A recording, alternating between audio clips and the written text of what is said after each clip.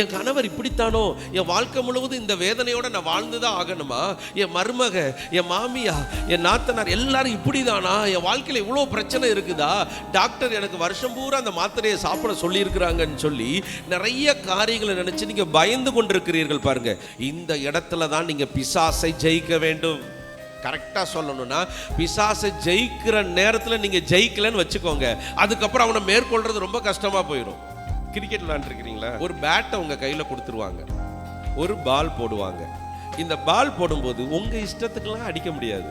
அந்த பாலை போடும்போது அந்த பால் கரெக்டாக பேட்டு கிட்ட வரும்போது டைமிங்காக அடிச்சிங்கன்னு வச்சுக்கோங்க, 6ஓ 4ஓ கிடைக்கும். இதே மாதிரி தான் பிசாசை கரெக்டாக அடிச்சிங்கன்னு வச்சுக்கோங்க, ஜெயம் கிடைக்கும். எப்படி கரெக்டாக அடிக்கிறதுன்னு கேட்டிங்கன்னா, போராட்டம் கொடுப்பான் பாருங்க, தடைகளை உண்டு பண்ணுவான் பாருங்க. அப்படியே அழுகையும் கண்ணீரும் அப்படியே உடைஞ்சு போய் உட்கார்ற நேரத்தில் இல்லை இல்லை இல்லை இல்லை அவனை ஜெயிக்க விடக்கூடாது, என் கர்த்தர் எனக்கு பலன் கொடுத்திருக்கிறான்னு சொல்லி துள்ளி குதிச்சு கொண்டாடுவோம் கொண்டாடுவோம், கவலைகள் மறந்து நாம் பாடுவோம்.